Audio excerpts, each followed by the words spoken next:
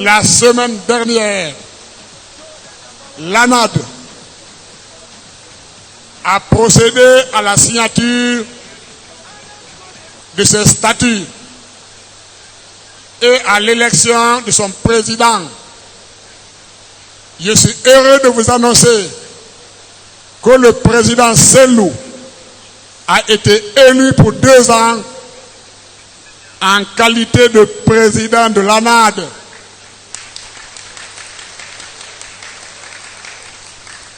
L'ANAD est repartie sur de bons pieds. On était une vingtaine de partis et aujourd'hui nous sommes autour de 13. Ceux qui sont partis, nous leur souhaitons bon vent. Je ne dirais pas que c'est un bon débarras, mais je dirais que ceux qui restent vont continuer à travailler pour l'instauration de la démocratie en Guinée. Ceci dit,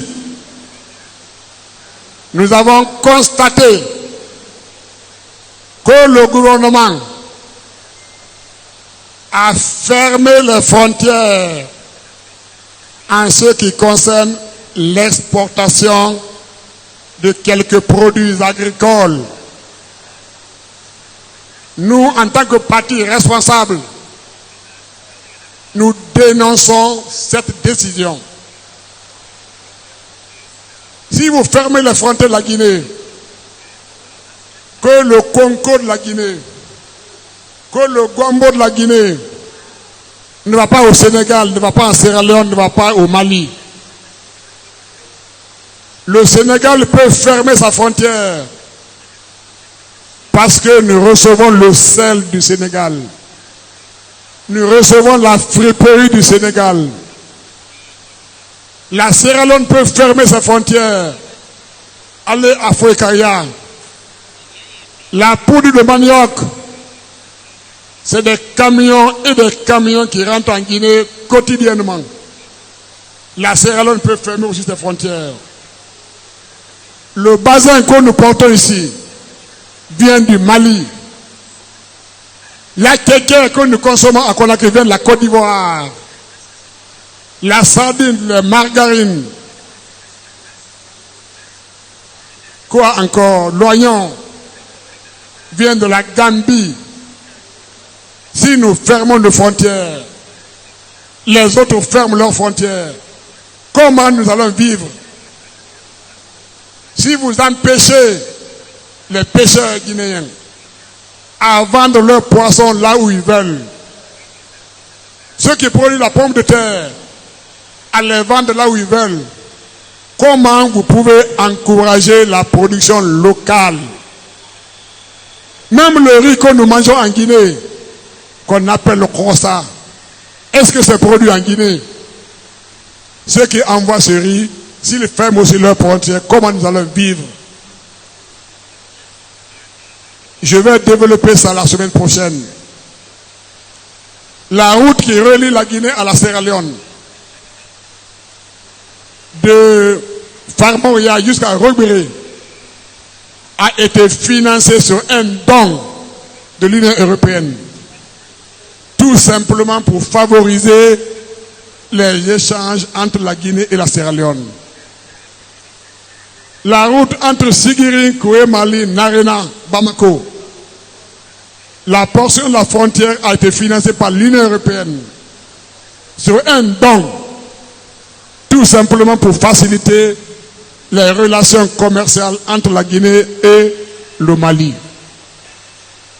La Guinée, la route entre Kousitel, Koundara, Sambailo, Madina Gounas, Tambacounda, le tronçon de la frontière, 115 km en Guinée, 60 au Sénégal, a été financé sur un don de l'Union européenne pour faciliter les relations commerciales entre le Sénégal et la Guinée.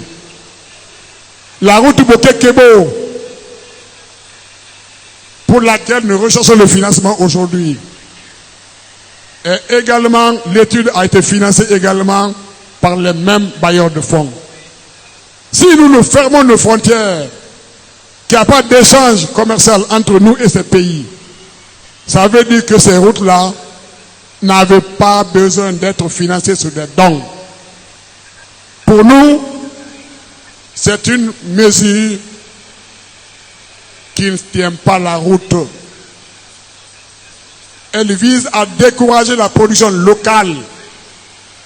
Mais la semaine prochaine, nous allons détailler en détail, expliquer en détail les conséquences de cette décision sur l'économie locale du pays. Nous voulons également remercier, féliciter notre camarade militant émérite, M.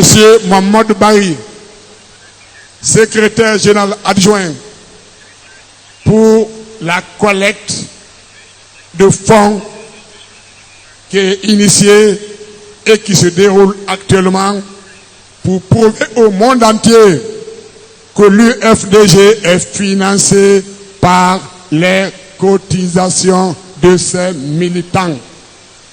Est-ce que la caisse est là?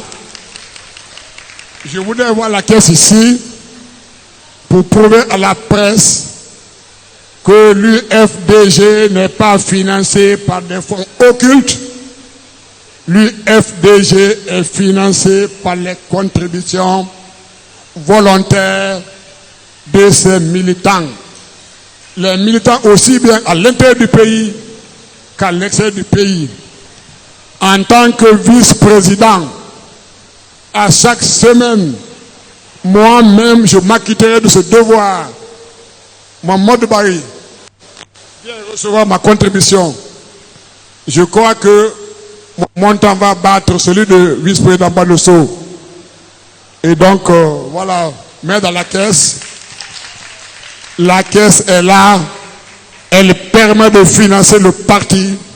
Et c'est à partir de ça que le parti finance ses activités. Donc, tout le monde, en fonction de ses moyens, peut contribuer à la caisse du parti. Il y a un autre aspect de la vie sociale de la Guinée que nous voulons dénoncer.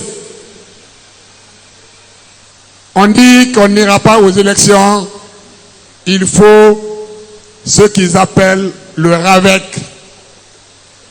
Il faut le recensement qu'ils appellent abus état civil. J'ai essayé d'être un bon militant, d'être un bon citoyen.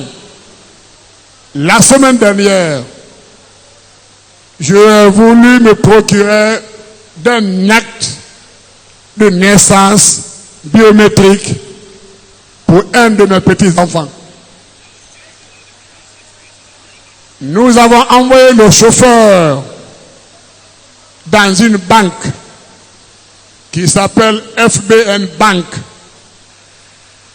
Il est resté toute une journée. Il y avait 147 personnes qui étaient devant le chauffeur pour verser combien, vous savez? 100 000 francs. Un petit montant de 100 000 francs à verser pour avoir l'acte de naissance biométrique. Toute une journée, à 17 h, il n'a pas eu accès au guichet. Il est retourné. Le lendemain, il est venu à la banque à 5 h du matin. Il a fait la queue. Il a obtenu le sésame, le reçu du versement de 100 000 francs à 16 h. Il a fallu 48 heures pour un citoyen guinéen pour accéder au guichet d'une banque pour verser 100 000 francs pour avoir un acte de naissance d'un enfant. Vous vous rendez compte? Le citoyen qui est à Ozaolazu, qui est à Koyama, comment il peut se procurer des actes biométriques dans les conditions actuelles du pays? J'ai demandé un passeport. J'ai envoyé le même monsieur dans une banque, une grande banque. Toute une journée, il a fait le versement de 1 million pour un passeport. Toute la journée, on dit il n'y a pas de réseau. L'internet est coupé. Il a fallu des interventions pour récupérer le reçu de versement d'1 million dans une banque en Guinée, à Conakry, pour demander un passeport.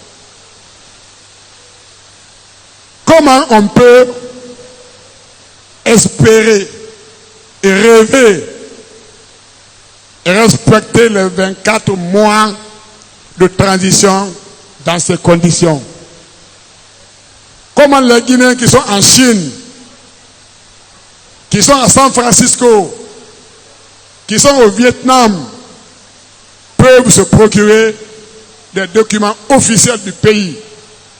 Si pour verser 100 000 francs dans une banque, il faut perdre 2 jours. C'est une honte pour un pays qui est indépendant depuis près de 60 ans.